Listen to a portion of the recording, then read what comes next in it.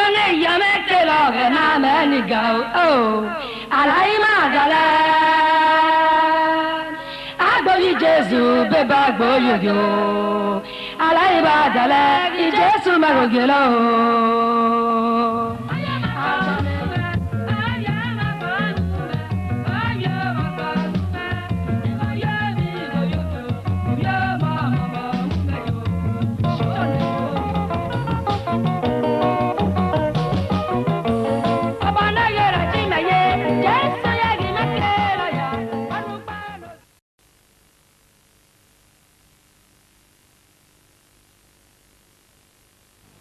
agbokwayo agbokwayo yaba agbokwayo apeme agbokwayo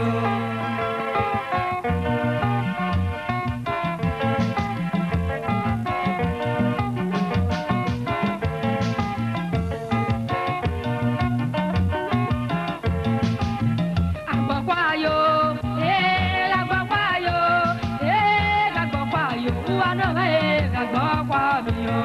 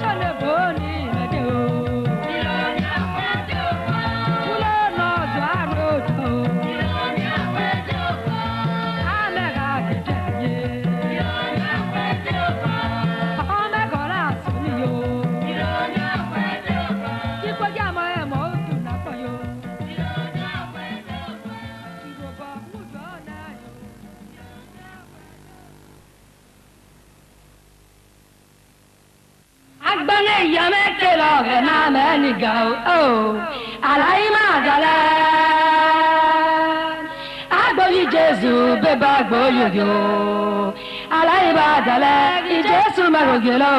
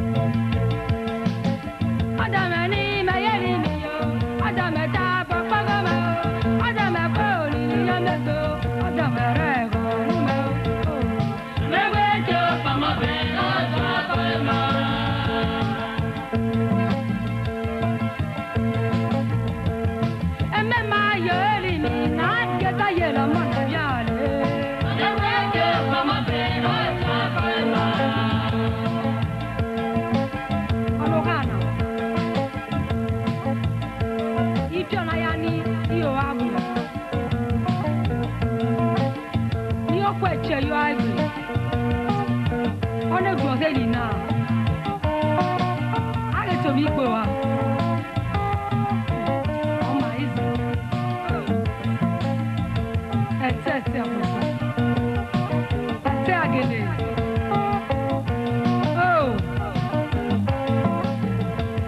ọ̀nà ìgbẹ́ kí o pamọ́ bẹ̀yẹ bá kí o pamọ́ bẹ̀yẹ ọ̀nà ìgbẹ́ kí o pamọ́ bẹ̀yẹ náà jẹ́ àpáyẹ̀mọ́.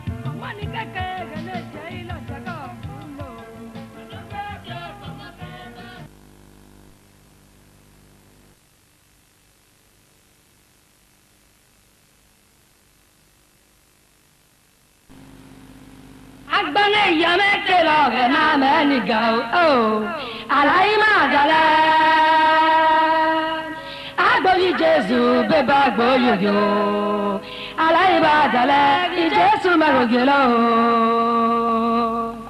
Agbamiyọ mẹ́tẹ́lá gbẹ̀nà mẹ́rìngà aláìbàdàlẹ̀ yẹ. Agbóyì Jésù bébà gbóyòyò aláìbàdàlẹ̀ ìjésù mẹ́rògè lọ.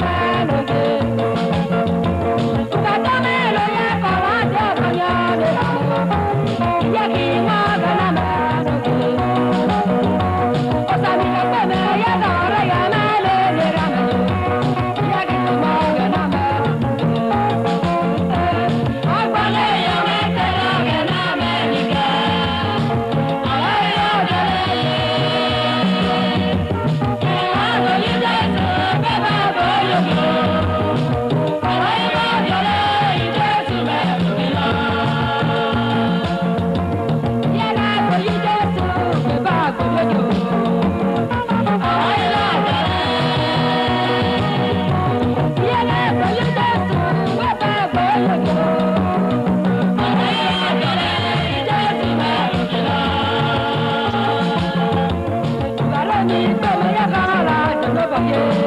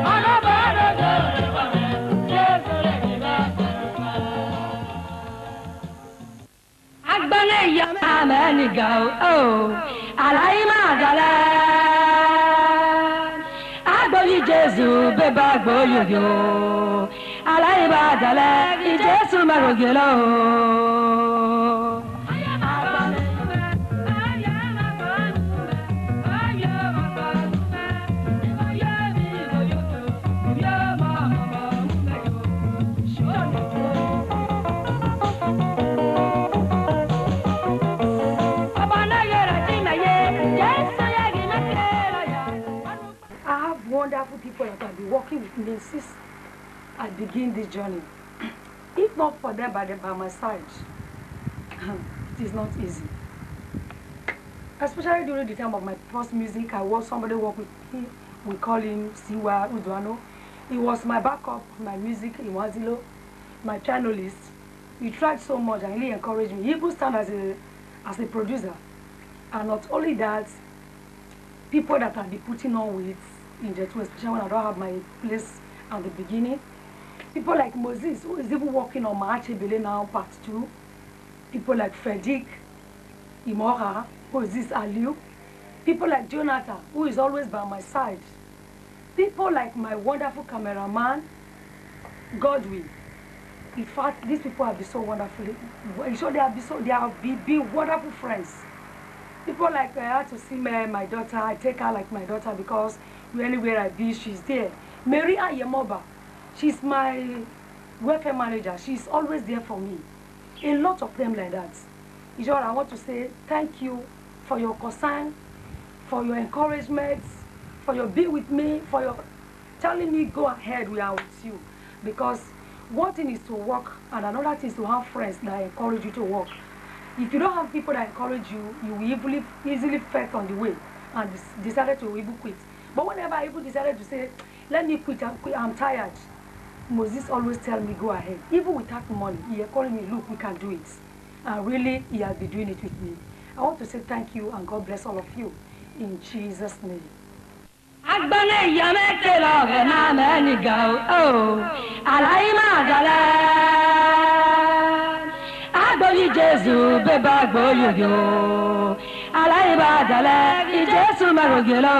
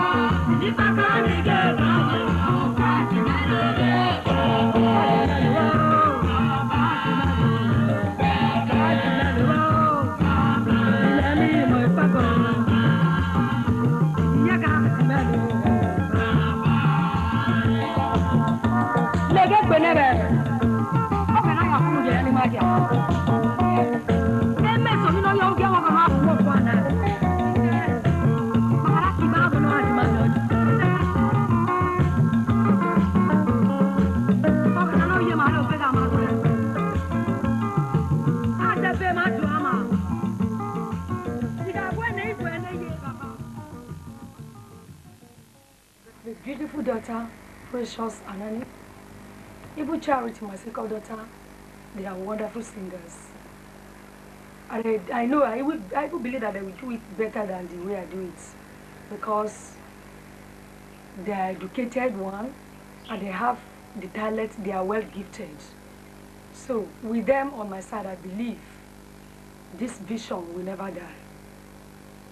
Agbane yamete lo na meni go oh alaima dala agboyi Jesu beba gboyo alaima dala Jesu magogelo